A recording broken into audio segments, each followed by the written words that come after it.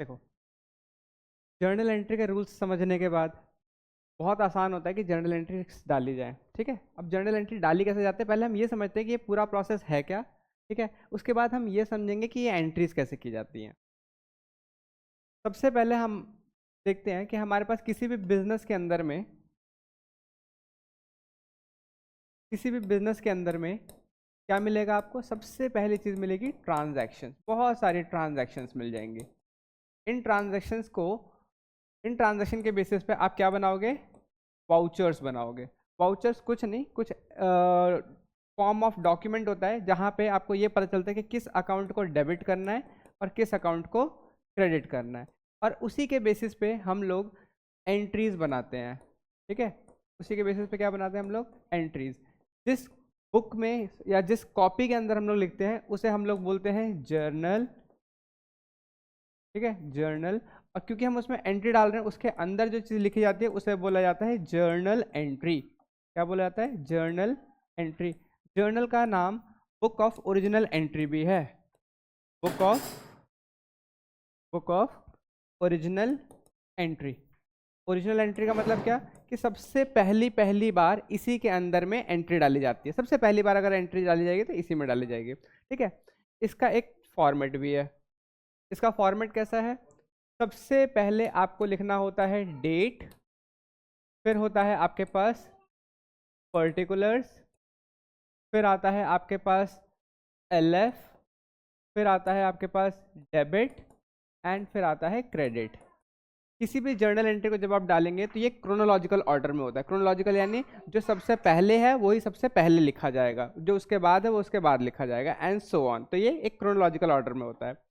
अब सपोज करो हम लोग को फर्स्ट एंट्री डालनी है 1 अप्रैल की, और ये एंट्री है हमारे पास कि किसी इंसान ने बिजनेस के अंदर में पैसा डाला, आपने कैपिटल इंट्रोड्यूस किया। तो एंट्री क्या बनती है, कैश अकाउंट डेबिट। अभी मैं केवल फॉर्मेट बता रहा हूँ आपको, ठीक है ना। Cash account debit, cash account debit इस तरीके से लिखा जाता है। फिर थोड़ा सा गैप दिया जाता है, और क्या लिखा जाता है आपके पास, दूसरी चीज जो कि है कैपिटल। और फिर यहाँ पर एलएफ में कुछ नहीं लिखते हैं, यहाँ पे अमाउंट लिख देते हैं, that is 1 lakh and 1 lakh. तो इस तरीके से हमारे पास क्या होता है, कोई भी जर्नल एंट्री डाली जाती है। इसमें नीचे की तरफ क्या लिखा जाता है, नरेशन लिखा जाता है, जैसे कि Ram introduced capital into business. ठीक है, तो ये है हमारे पास एक जर्नल को लिखने का तरीका। नॉर्मली जो जर्नल एंट्री होती हैं, यानी जो सिंपल एंट्रीज होती है, उसमें एक ही डेबिट और एक ही क्रेडिट मिलता है। ठीक है, एक डेबिट मिलेगा और एक क्रेडिट मिलेगा। लेकिन एक और तरीका होता है जर्नल एंट्री को लिखने का, और वो होता है कंपाउंड एंट्री। कंपाउंड एंट्री का मतलब क्या होता है, कंपाउंड एंट्री का मतलब होता है जहां पे आपके पास मोर देन वन डेबिट हो, मोर देन वन डेबिट हो, या फिर मोर देन वन क्रेडिट हो, मोर देन वन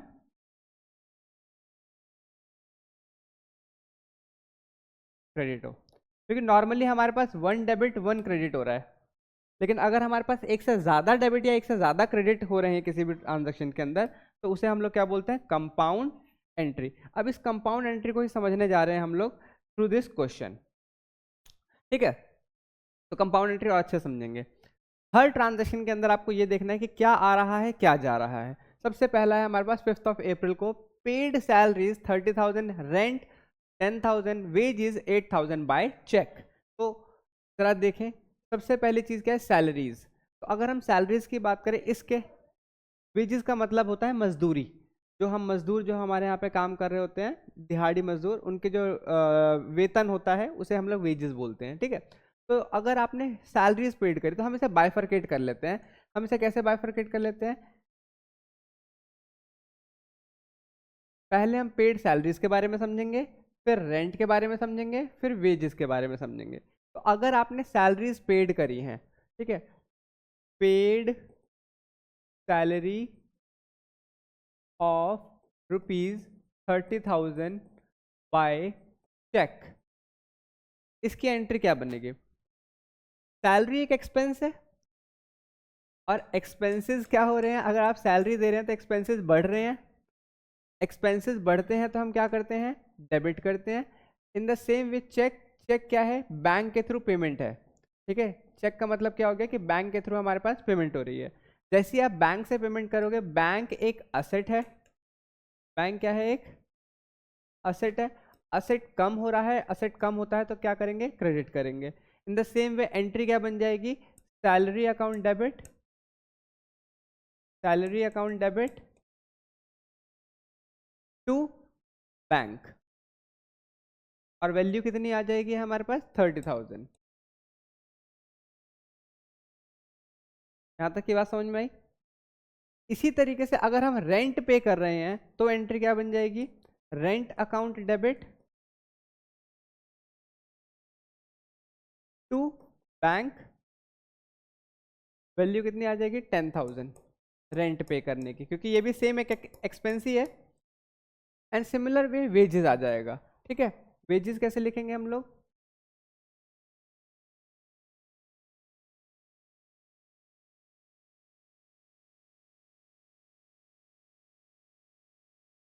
बता रहा हूँ, ठीक है। Wages account debit to bank, और इसकी वैल्यू आ जाएगी 8,000, ठीक है। अब 5th ऑफ अप्रैल को हम लोगों ने 3 एंट्री करी, entry number 1, entry number 2, entry number 3। क्या कोई ऐसा तरीका है कि हम इन सब को एक ही एंट्री में कवर कर लें, तो उसी को हम क्या बोलेंगे, कंपाउंड एंट्री बोलेंगे, ठीक है। देखो कैसे करेंगे हम लोग।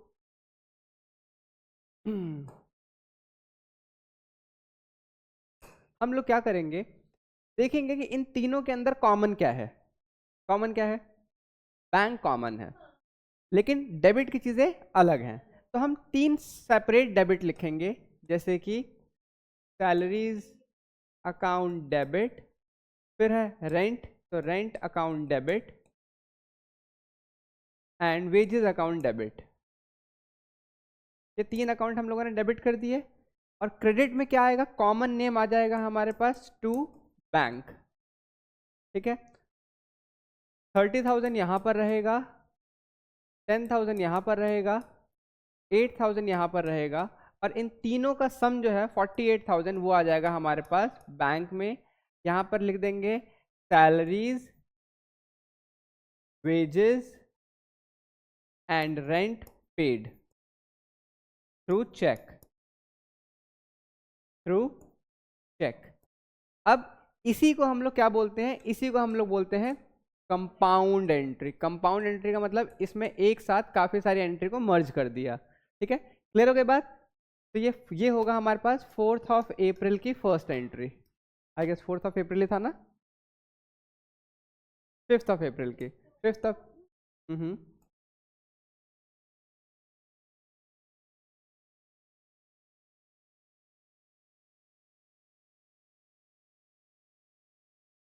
अच्छा ठीक है। तो आई होप अभी समझ में आ गया होगा, ठीक है। थैंक यू आपके सजेशन के लिए, बहुत ज़रूरी होते हैं।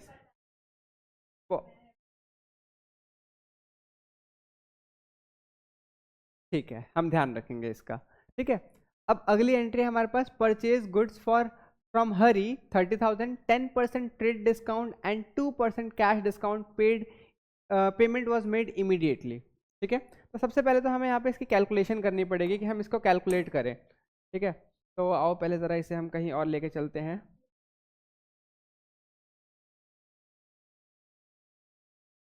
ठीक है, अगला एंट्री हमारे पास परचेज गुड्स फ्रॉम हरी। ज़रा देखें कि इसका प्राइस क्या है। इसकी प्राइस है 30,000। हम देंगे इस पर ट्रेड डिस्काउंट।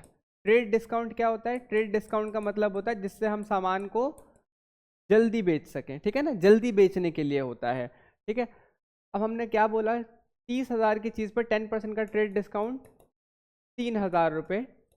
कितने की चीज़ बिक रही है, एग्जैक्ट वैल्यू कितनी है, 27,000। होता है ना, हम मॉल्स वगैरह में जाते हैं तो वहाँ टैग लगा होता है और ऐसे लिखा होता है 30,000, और फिर ऐसे काटा मारा होगा और उस पर लिखा होगा 10% डिस्काउंट, और लिखा होता है जस्ट 27,000। हम लोग क्या होता है, अट्रैक्ट हो जाते हैं इसे देख करके, हमें लगता है अरे वाह 27,000 की मिल रही है, 3,000 का डिस्काउंट मिल रहा है, फटाक से उठा लेते हैं। ठीक है, तो यहाँ पर हमारे पास 27,000 का सामान है। उसके बाद हमें कहता है कि भैया कैश डिस्काउंट भी मिलेगा 2% अगर आप अभी के अभी पेमेंट कर दोगे। हमने कहा क्या बात कर रहे हो, ये लो अभी पेमेंट लो और डिस्काउंट ले लेंगे हम। तो हम लोगों ने क्या किया, यहाँ पे कैश डिस्काउंट ले लिया। कैश डिस्काउंट कितने का लिया, 2% का, तो वो आ जाएगा आई गेस 540 रुपीज़। ठीक है, तो हमारे को एक्चुअल में नेट पेमेंट कितनी करी है हम लोगों ने, नेट पेमेंट कितनी करी है, 0694, ये हो जाएगा 6, यानी हम लोगों ने नेट पेमेंट करी है इतने रुपए की।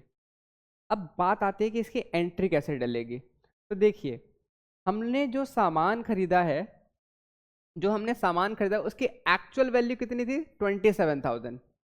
उसमें से हमें कितने का डिस्काउंट मिल गया, 540, और इतने की हम लोगों ने पेमेंट करी है। तो ये है हमारा परचेज। ये क्या है हमारा परचेज। परचेज कितने से बढ़ गया, 27,000 से। ठीक है, परचेज हम लोग के लिए क्या है, परचेज कर रहे हैं हम लोग तो स्टॉक बढ़ेगा ना, तो स्टॉक बढ़ेगा यानी असेट इंक्रीज होगी।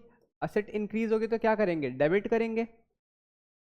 कैश डिस्काउंट जो है मेरे पास, ये कैश डिस्काउंट मेरे लिए क्या है, एक फायदा है, रेवेन्यू है एक तरीके से, गेन है एक तरीके से, ठीक है ना, एक फायदा है हमारे लिए। तो रेवेन्यू एंड गेन जैसे, तो ऐसे कैश डिस्काउंट आपका फायदा है। तो फायदा को क्या करना है आपको, फायदा, यानी मैं इसे कह सकता हूं कि रेवेन्यू की तरीके से आप इसे बढ़े देखेंगे। रेवेन्यू अगर बढ़ रहा है तो आप क्या करेंगे, इसे क्रेडिट करेंगे।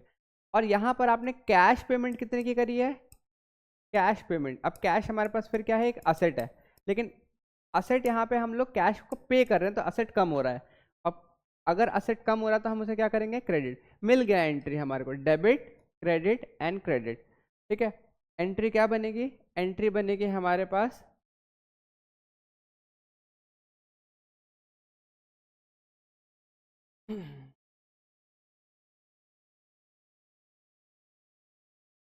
परचेज अकाउंट डेबिट,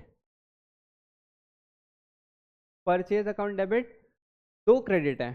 ठीक है, 2 कैश, कितना कैश है हमारे पास, 26,460, 26,460, 2 डिस्काउंट रिसीव्ड 540, और जो सामान हम लोगों ने खरीदा है वो कितने खरीदा है, 27,000 का। ये हो गया हमारे पास एक और एंट्री। ठीक है, तो सेकंड एंट्री क्या बनी है हमारे पास, purchase account debit to cash and to discount received. ठीक है,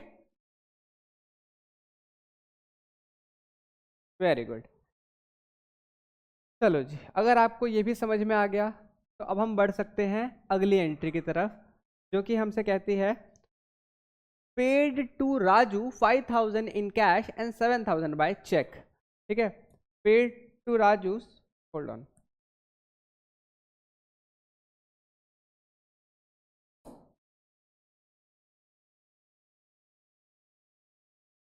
हम लोगों ने राजू को पेमेंट करी है। अगर हम लोगों ने राजू को पेमेंट करी है कैश में और 7,000 रुपये से उसे चेक में पेमेंट करी है, तो एंट्री क्या बनेगी, कैश पेमेंट करते तो राजू को एंट्री क्या बनती है हमारे पास, राजू डेबिट।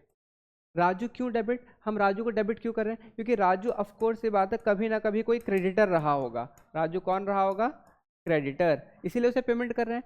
क्रेडिटर क्या होते हैं, लाइबिलिटी होते हैं, और जब आप लाइबिलिटी को पे करते हो तो लाइबिलिटी कम हो जाती है। लाइबिलिटी कम होती है तो हम क्या करते हैं, उसे डेबिट करते हैं। On the other hand cash, cash क्या है हमारे पास, एक असेट है। जब हम कैश पे कर रहे हैं तो असेट भी कम हो रही है, असेट कम होती है तो क्या करते हैं, क्रेडिट करते हैं। तो हमारे को मिल गया हिसाब किताब, Raju debit to cash, Raju debit to cash 5,000 and 5,000। दूसरी तरफ यहाँ पर हम लोगों ने 7,000 भी उसे पे करे हैं, तो राजू डेबिट टू, अब ये पेमेंट हुई है चेक से, तो यहाँ पर आ जाएगा टू बैंक, और ये आ जाएगा 7,000 एंड 7,000। ठीक है, क्या करें क्या करें क्या करें, इन दोनों एंट्री को मर्ज किया जा सकता है क्योंकि कुछ तो कॉमन आ रहा है हम लोग के पास, है ना। राजू, हाँ राजू हम दोनों के पास कॉमन आ रहा है, तो हम लोग क्या करेंगे, दोनों एंट्री में से राजू को कॉमन उठा लेंगे और इन दोनों वैल्यू को जोड़ देंगे। तो ये कितना हो जाएगा, 12,000 to cash and to bank, 5,000 and 7,000। Amount paid to Raju, amount paid to Raju. ठीक है, यहाँ तक की बात क्लियर? कोई डाउट? बढ़ते हैं अगली एंट्री की तरफ। अगली एंट्री कहता है goods sold to Roma. Roma को हमने सामान बेच दिया for 5000 at 20% trade discount, 3% cash discount, half of the payment was received immediately. यहाँ पे हाफ पेमेंट ही हमारे को क्या हो रही है, इमीडिएटली रिसीव हो रही है। ठीक है, तो जरा देखते हैं इसके बारे में। सबसे पहले हम कैलकुलेशन कर लेते हैं। हम लोगों ने सामान बेचा है रोमा को कितने रुपए का, 5000 रुपीज़ का। तो ये लिख लिया हम लोगों ने 5000, ये हमारे पास प्राइस हो गया। ठीक है, इस पर 20% का ट्रेड डिस्काउंट है, तो वो कितना हो जाएगा, 1000। यानी सामान हम लोगों ने कैसे लिखा हुआ है, 5000 का टैग लगाया हुआ है, उस पर कट किया हुआ है और लिखा हुआ है 4000, तो एक्चुअल वैल्यू हमारे लिए 4000 हो गई। 3% का कैश डिस्काउंट है, लेकिन याद रखना कैश डिस्काउंट का मतलब होता है कि अगर आप कैश दोगे तो डिस्काउंट मिलेगा। तो इसने क्या कहा, इसने कहा कि जी हम हाफ ही पेमेंट दे सकते हैं। तो मैंने कहा ठीक है, हाफ पेमेंट कितनी हो जाएगी, 2000, और हाफ पेमेंट के लिए रोमा क्या बन जाएगी, हमारी डेटर बन जाएगी। ठीक है, हाफ पेमेंट के लिए रोमा क्या बन जाएगी, डेटर बन जाएगी।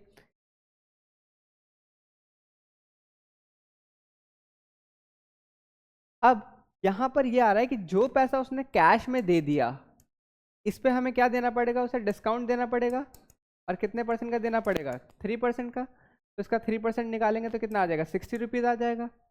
यानी हम उसे वो रोमा हमें कितनी पेमेंट कर रही है, 1940 रुपये, यानी 1940 रुपीज़ की वो पेमेंट कर रही है। इतना मुझे कैश मिल रहा है। ठीक है, इतना मुझे कैश क्या हो रहा है, रिसीव हो रहा है। इतना डेटर बन रहा है। और जो सामान जा रहा है वो कितने का है, 4000 का सामान जो है वो हम लोग क्या कर रहे हैं, सेल कर रहे हैं। सेल मेरे स्टॉक को कम करता है। सेल करने से स्टॉक क्या हो जाता है, कम। तो मैं कह सकता हूँ असेट यहाँ पे कम हो रही है, एसेट कम होती है तो क्या करते हैं, क्रेडिट। डेटर मेरे लिए असेट है और असेट जो है वो बढ़ रहा है। बढ़ रहा है तो हम उसे क्या करेंगे, डेबिट। कैश भी रिसीव हो रहा है, कैश भी मेरे लिए क्या है, असेट है। असेट भी बढ़ रहा है तो हम क्या करेंगे, डेबिट करेंगे। ठीक है, ऑन एंड ऑन मुझे यहाँ से एक एंट्री मिल जाती है। वो क्या मिल जाती है, मेरे को एक असेट को क्रेडिट करना है जो कि है सेल्स, और बाकी दो असेट को मुझे क्या करना है, डेबिट करना है। तो यहाँ पे मैं लिख दूंगा Roma debit. Roma debit value कितनी आ जाएगी, 2000, क्योंकि रोमा 2000 से मेरी डेटर है। रोमा ने मुझे कैश भी दिया है, तो हम लिख देंगे कैश अकाउंट डेबिट, और 1940 रुपीज़ मुझे कैश मिल गया। एक और बात है जो हम लोगों ने यहाँ पे मिस कर दी, वो ये है कि ये डिस्काउंट जो हम लोगों ने पे किया है 60 रुपीज़ का, ये मेरे लिए क्या है, एक तरीके का एक्सपेंस है। ठीक है, ये मेरे लिए एक्सपेंस है। क्यों, क्योंकि ये इसको देना पड़ गया मुझे। मुझे पैसे मिलने चाहिए थे 2000, मेरे को ये देना पड़ गया। बेसिकली मेरा एक तरीके का लॉस हो गया। ठीक है, तो भैया अगर आपके पास एक्सपेंसेस या लॉसेस हैं तो वो क्या होते हैं, डेबिट होते हैं। तो यहाँ पर हो जाएगा डिस्काउंट अलाउड, और ये भी हो जाएगा आपके पास डेबिट 60, और टू में हमारे पास एक ही एसेट क्रेडिट हो रही है, उसका क्या नाम है, सेल्स। तो यहाँ लिख देंगे टू सेल्स, और यहाँ पर आ जाएगा 4000। यहाँ पे लिख देंगे goods sold to Roma at 10%, 20% trade discount and 3% cash discount. समझ में आया?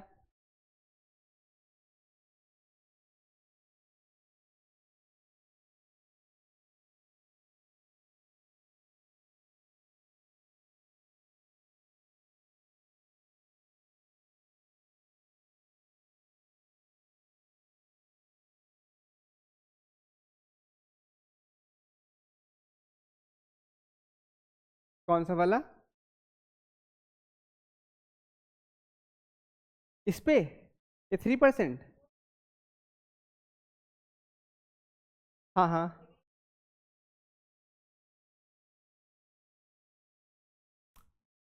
ये इसलिए क्योंकि 2000 रुपीज़ ही कैश दे रही है। तो जब वो कैश ही मुझे 2000 रुपीज़ दे रही है, देने चाह रही है, तो हम इसी पे तो उसे डिस्काउंट देंगे। यानी जो पैसा मुझे कैश में देने के लिए रेडी, अब वो हाफ पेमेंट कैश में देने के लिए रेडी है, तो केवल उसी पे डिस्काउंट लगाएंगे। फुल पेमेंट पे नहीं लगाएंगे, इतने का तो वो कैश ही नहीं दे रही, तो हमने कहा भैया तुम हाफ दे रहे हो कैश, तो हम हाफ पे डिस्काउंट देंगे। ठीक है, अभी ठीक है, आगे बढ़े। वेरी गुड, कॉपी भी हो गया होगा। अगला है हमारे पास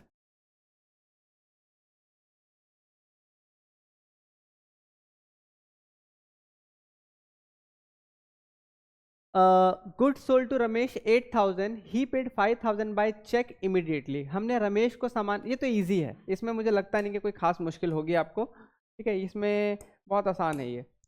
कहता है गुड्स पे किया है आपने रमेश को 8,000 रुपीज़ का, तो हम लोग लिख देंगे रमेश को डेबिट करेंगे। पेन चेंज कर लें हम,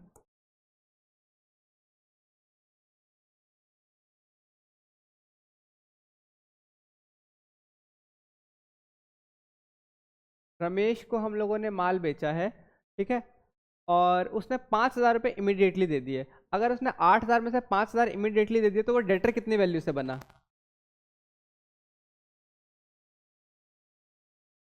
वेरी गुड। ठीक है, तो रमेश डेटर बना 3,000 से, बाकी उसने चेक से पेमेंट कर दी, तो हम लोग लिख देंगे बैंक अकाउंट डेबिट, और यहाँ पर लिख देंगे टू सेल्स, टू सेल्स 5,000, और यहाँ पर टोटल वैल्यू कितनी आ जाएगी? 8,000। ठीक है, goods sold to Ramesh, goods sold to Ramesh.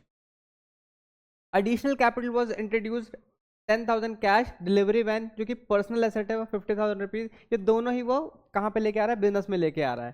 ठीक है, तो इसकी एंट्री क्या बनेगी? इसकी एंट्री बनेगी कैश अकाउंट डेबिट, क्योंकि बिजनेस के अंदर कैश आ रहा है, कैश एक असेट है, असेट बढ़ता है तो डेबिट करते हैं। डिलीवरी वैन भी है, तो यहाँ पे लिख देंगे डिलीवरी वैन अकाउंट डेबिट। और टू, क्योंकि ये ओनर पैसा लेके आ रहा है, यहाँ पे कैपिटल इंक्रीज हो रही है, कैपिटल इंक्रीज होती है तो क्या करते हैं? क्रेडिट करते हैं। ठीक है, यहाँ पर आ जाएगा 10,000, डिलीवरी वैन आ जाएगा 50,000, और यहाँ पे टोटल कैपिटल कितना आ जाएगा? 60,000। ठीक है, आई होप हम लोगों ने यहाँ तक की एंट्री सारी समझ ली, कोई डाउट नहीं। Cash paid to Anil 975, discount received 25, इसका क्या करें? देखो भैया, हम लोगों ने कैश पे किया है, तो सिंपल सी बात है, कैश जो है वो मेरी असेट है, असेट कम हो रही है तो क्या करेंगे? क्रेडिट करेंगे। डिस्काउंट रिसीव मेरे लिए फ़ायदा है, तो अगर मेरे को रेवेन्यू होता है या इनकम होती है तो उनको हम क्या करते हैं? क्रेडिट करते हैं। तो भैया दो चीज़ें हमारे पास क्रेडिट हो रही हैं, और डेबिट कौन हो रहा है? क्योंकि अनिल, अनिल को क्यों डेबिट कर रहे हैं? क्योंकि अनिल मेरा क्रेडिटर रहा होगा, और क्रेडिटर को पेमेंट कर दोगे तो क्रेडिटर कम हो जाएंगे, यानी लाइबिलिटी कम होगी, लाइबिलिटी कम होगी तो क्या करते हैं? डेबिट करते हैं। तो उस हिसाब से हमारे पास एंट्री क्या बन जाएगी? अनिल डेबिट, अनिल डेबिट कितने से डेबिट हो रहा होगा? इसे टोटल हमें 1,000 की पेमेंट करनी होगी। हमने इसे कितना कैश पे किया? केवल 975 रुपीज़। और हमें कितना फ़ायदा हो गया? डिस्काउंट रिसीव्ड कितना हो गया? वो हो गया 25। एंट्री खत्म। अमाउंट पेड टू अनिल, ये भी एक कंपाउंड एंट्री थी। Paid to Raju 1,000 in cash and 2,000 by cheque, क्या होगी इसकी entry? Paid to Raju 1,000 in cash and 2,000 by cheque. बताओ क्या होगा इसकी एंट्री, जल्दी से बताओ। राजू को पेमेंट करी है, राजू डेबिट होंगे, क्यों? क्योंकि राजू हमारी लाइबिलिटी रहे होंगे, और लाइबिलिटी को जब पेमेंट करते हैं तो लाइबिलिटी कम होती है, लाइबिलिटी कम होती है तो हम उसे डेबिट करते हैं। ठीक है, कितनी पेमेंट करी है हम लोगों ने राजू को? टोटल 3,000। मेरे पास कैश कम हो गया, कैश हमारी असेट है, असेट कम होती है तो क्रेडिट करते हैं। यहाँ पर आ जाएगा 1,000, और टू बैंक, यहाँ पर कितना आ जाएगा? 2,000 रुपीज़, और ये कर दी हम लोगों ने राजू को पेमेंट भी। ठीक है, लास्ट एंट्री बची है हमारे पास। लास्ट एंट्री क्या है? Paid 4,800 to Mohan in settlement of his account for 5,000। इसका क्या मतलब है? मोहन को हम लोगों ने पेमेंट करने थे 5,000 रुपये, हमने उसे कितने पेमेंट दी? 4,800 रुपीज़ की पेमेंट दी, और क्या बोला? कह रहे भाई साहब बस खत्म, सारा सौदा खत्म, अब हमारे को इसके आगे कोई ट्रांजेक्शन नहीं करनी, आपका मेरा लेन देन खत्म। ठीक है, तो पेमेंट करनी है हमारे को किसको? मोहन को। आओ जरा फटाफट मोहन को पेमेंट करें।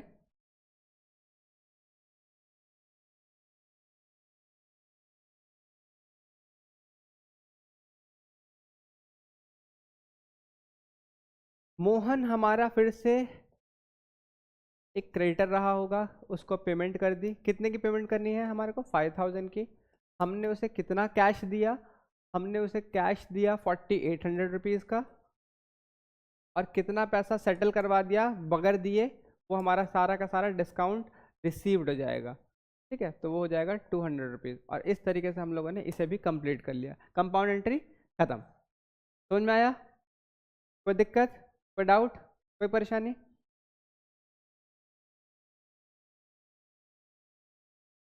अब हमें बात करनी है transaction, bad debts and bad debts recover. इसकी जर्नल एंट्री कैसे? कुछ नहीं, सिंपल सिंपल लॉजिक और खत्म। Declared insolvent. पहली बात तो हुआ पास पाने के पैसे नहीं, हमारा डेटर था, डेटर रहा होगा वो 5000 रुपये का डेटर रहा है, 5000 रुपये का डेटर है। और फिर वो विजय माल्या हो गया। क्या हुआ? और वो फिर क्या हो गया? विजय माल्या हो गया। विजय माल्या मतलब नहीं है, उसके पास पैसे नहीं है। तो मोहन इंसॉल्वेंट हो गया। Received first and final dividend from his official receiver. दिवालिया होने के बाद उसका जो ऑफिशियल रिसीवर है उसने कहा कि जी हम उसके सारे एस्टेट को बेच दें, यानी उसके पास जो भी संपत्ति पड़ी हुई है अगर हम उसे बेच दें तो भी हमारे को कितना? 50 पैसा इन अ रुपी ही मिलेगा। यानी हर 1 रुपए में केवल 50 पैसे मिलेंगे। बेसिकली 50 पैसा इन अ रुपी का मतलब होता है कि हमें उसके एस्टेट में से केवल 50% अपना डेट कवर करने का मौका मिलेगा। ठीक है, तो भैया देखो सिंपल सी बात है।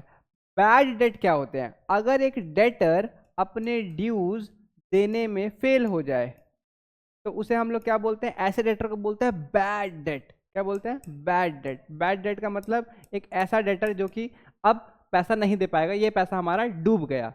ठीक है, तो जर्नल एंट्री क्या बनेगी? जर्नल एंट्री बनेगी जो पैसा हमें मिल गया, हमें पैसा कितना मिला?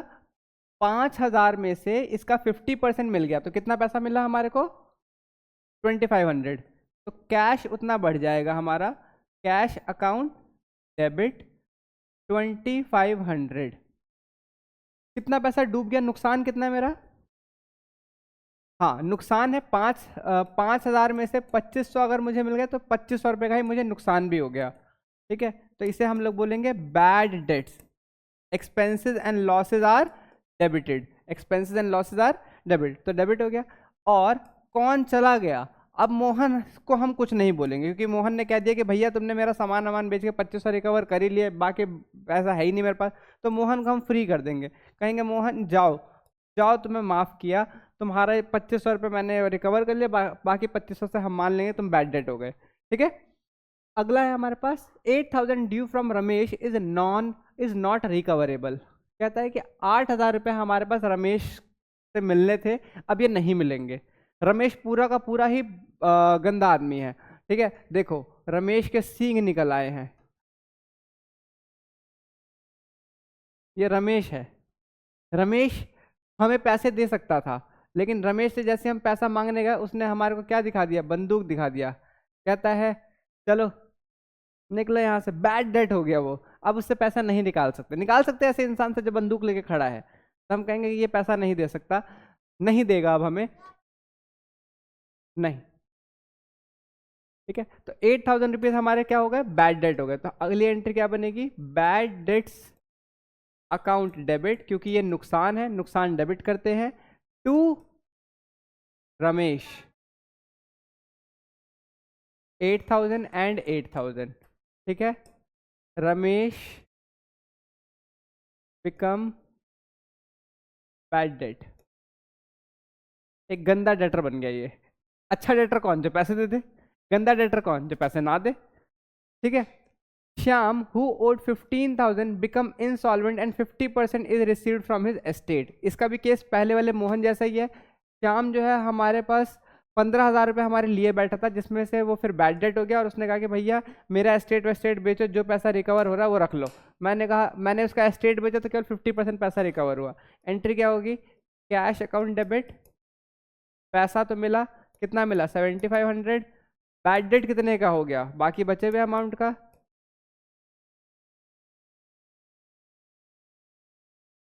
Bad debt account debit 7500 to, क्या नाम है भाई साहब का, श्याम, श्याम 15,000 रुपये। And last, received 10,000 in cash from Sohan, bad debts return of last year. तुम्हें पता है हमारे पास ये जो सोहन था ना, इसे हम पिछले साल मान चुके थे कि ये मर गया है। सोहन ने हमारे से पैसे लिए और आया ही नहीं। हमने इसे खूब ढूंढा, खूब ढूंढा, खूब ढूंढा, खूब ढूंढा, नहीं मिला। तो हमने कहा कि भाई ये भी हमारे पैसे लेके भाग गया। हम मान चुके थे, हम लोगों ने अपने बुक्स के अंदर में इसे राइट ऑफ कर दिया था, कोई उम्मीद नहीं बची थी, कोई उम्मीद ही नहीं बची थी कि इससे पैसा मिलेगा। लेकिन अगले साल जब हम मान चुके थे कि पैसा डूब गया है, हमने बैड डेट की एंट्री डाल दी थी। कब डाली थी? पिछले साल। अब पिछले साल की हम लोगों की एंट्री क्या थी? लास्ट ईयर जब ये बैड डेट हुआ था तो हमने इसकी एंट्री डाली थी bad debt to, bad debt to Sohan 10,000 की, ये लास्ट ईयर डाली थी। लेकिन इस साल उसने पैसा दे दिया, तो हम क्या बोलेंगे? हम बोलेंगे कि बैड डेट ने पैसा दे दिया। भाई बैड डेट अगर हमें पैसा दे दे तो हम क्या बोलेंगे? कैश आ गया, कैश आ गया।